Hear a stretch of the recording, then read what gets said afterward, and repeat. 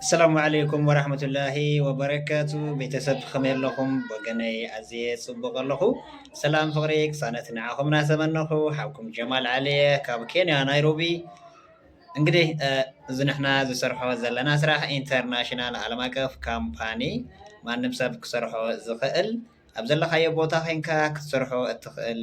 ጥዕናኻ ሓሊኻ እትሰርሖ ሃይ ኳሊቲ ፕሮዳክቲ ዘለዎ እንግዲህ ከምዚ ትሪእዎ ዘለኹም እናተጠቐምካ ፕሮዳክትኻ ዝኾነ ዓይነት ፀገም ኣብ ሰውነትና ዘሎ ክውግደልና ዝኽእል ፕሮዳክቲ ክሓፅበልና ዝኽእል ኣብ ውሽጥና ዘሎ ክምግበና ዝኽእል ክከላኸለልና ዝኽእል ሃይ ኳሊቲ ፕሮዳክቲ ዘለዎ ኢንተርናሽናል ዓለም ኣቀፍ ካምፓኒ እዩ። ኢብን ደሞ ቦታ ዘይገልፅ ዕድመ ዘይገልፅ ሃይማኖት ዘይገልፅ ፆታ ዘይገልፅ ስራሕ እዩ። ኣብ ስራሕ እዚ ክንሰርሕ ከለና ደሞ ኣብ ዘለናዮ ቦታ ኮይና ኣብ ኢድና ዘሎ ስልኪ ተጠቒምና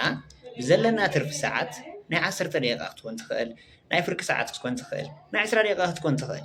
ብዘለና ትርፊ ሰዓት ሰሪሕና ክንቅየረሉ ንኽእል ያዕልማንም ብጥዕናና ካልኣይ ነገር ብዲሞክራሲ ብነፃነቱ ከምኡውን ብቅርሽና ማለት እዩ። ባሕርን ፃሕርን ንብል ያው ላብ ቁፃር ዳሰብ ልኹን ቁፃር ወይ ደሞ ትምህርቲ ክንመሃር ከለና 12 14 10 ዓመት ተማሂርና እንግዲህ ዶክመንት ለመሓዝ ንመሃሮ ዶክመንት ሒዝና ደሞ ታይና ንገብር ዕድል ዘለዎ ሰብ ይቁፀር ዕድል ዘይብሉ ሰብ ደሞ ተመሊሱ እቲ ዶክመንት ኣቕሚጡ ናብ ስደት የምርሕ።